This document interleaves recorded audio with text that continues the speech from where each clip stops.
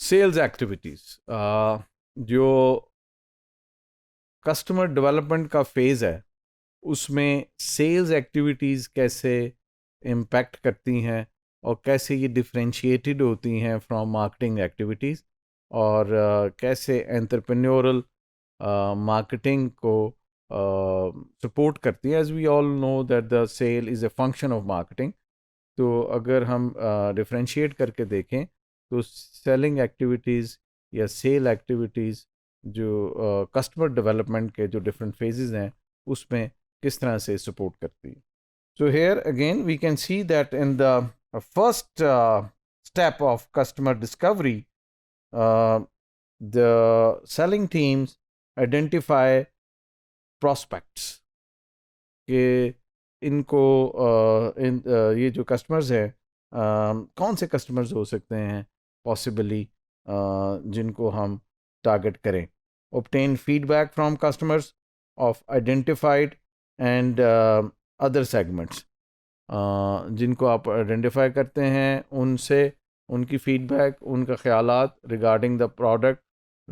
Product concept, और दूसरे जो सेगमेंट्स हैं उनमें भी उनसे भी सेलिंग टीम जो है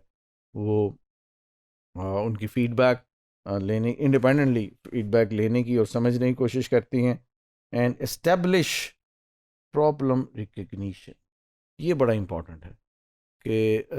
जो ये जो कस्टमर्स हैं जिनके लिए आप प्रोडक्ट बना रहे हैं उनकी जो प्रॉब्लम्स हैं उनको समझना और उसको फोकस करना, ये सेलिंग टीम का एक बड़ा इम्पॉर्टेंट रोल है। Then for the customer validation we can see look for leading customers के कौन पॉसिबल बड़े बड़े अडॉप्टर्स हो सकते हैं, groups. Explore preparedness to co finance, इस चीज़ के ऊपर काम करना कि जो अर्ली अडॉप्टर्स हैं वो इस प्रोडक्ट की R&D के लिए, इन प्रोडक्ट की डेवलपमेंट के लिए इसको फाइनेंस करें और उसको प्रपोज करना कस्टमर्स को। Then begin developing sales road map including prospect list and sales approach. यहाँ पे इस स्टेज पे वो सोचेंगे और प्लान करेंगे कि जो है कौन से लोग हैं जो कि इस स्टेज पे इसमें इन्वेस्ट करने के लिए तैयार हैं, कौन से लोग हैं कि इस स्टेज पे ये जो टेक्नोलॉजी है या ये एप्लीकेशन है इसको ख़रीदने के लिए तैयार हैं, और क्या हमारा एक प्रोसेस हो सकता है, क्या रोड मैप हो सकता है जिसमें मुख्तलिफ स्टेप्स हों जिसके ज़रिए हम जो प्रॉस्पेक्ट्स हैं उनको अपनी ये एप्लीकेशन इसी स्टेज पे बुक कर लें, बेच दें, और कब हम उनको ये सप्लाई कर सकेंगे, ये सारी चीज़ों का एक written plan. Then experiment of selling कि आप कुछ लोगों को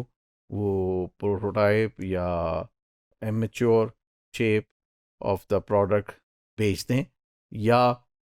उनसे में भी इन्वेस्ट करा लें और लेटर ऑन उनको ये प्रोडक्ट जो है, ये एप्लीकेशन जो है वो सेल कर दें। तो ये जो डिफरेंट डील्स हैं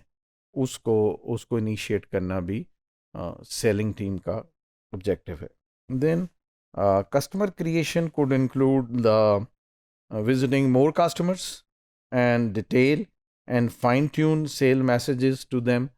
सिर्फ हम उन जो अर्ली अडॉप्टर्स हैं उन तक लिमिटेड नहीं रहते, सेल टीम इनिशिएट करती है कि वो ज़्यादा फर्म्स को, ज़्यादा जो कस्टमर सेगमेंट्स हैं उनको विज़िट करती है और उनको इन्फॉर्म करती है रिगार्डिंग देयर न्यू प्रोडक्ट और new application. Begin upscaling the sales effort, finalising the road map. और जब आपकी प्रोडक्ट जो है वो मैच्योरिटी की तरफ आ जाती है और एक मैच्योर और फाइनलाइज्ड प्रोडक्ट की शेप डेवलप हो जाती है तो फिर वो बाकायदा अपनी एफ़र्ट्स जो है उनको बढ़ा देते हैं ताकि इसको ज़्यादा से ज़्यादा इस प्रोडक्ट को या इस एप्लीकेशन को फैलाया जा सके। Educate customers, organising road shows, demonstrations, मुख्तलिफ़ जगहों पे डिमॉन्स्ट्रेशन और एग्ज़िबिशन भी अरेंज करना, और उसके ज़रिए उस नई टेक्नोलॉजी, नई एप्लीकेशन के बारे में लोगों तक ज़्यादा से ज़्यादा इंफॉर्मेशन डिसेमिनेट करना is also the part of the sales team. Then finally, in the company building, it expand sales hunting and begin maintaining and building accounts. जो रेगुलर कस्टमर्स हैं उनको एलिनेट करना, अलहदा से उनको उनका अकाउंट मेंटेन करना, और उसके अलावा कोशिश करनी कि बड़े बड़े जो पॉसिबल सेगमेंट्स हैं या फर्म्स हैं उनको हिट करना,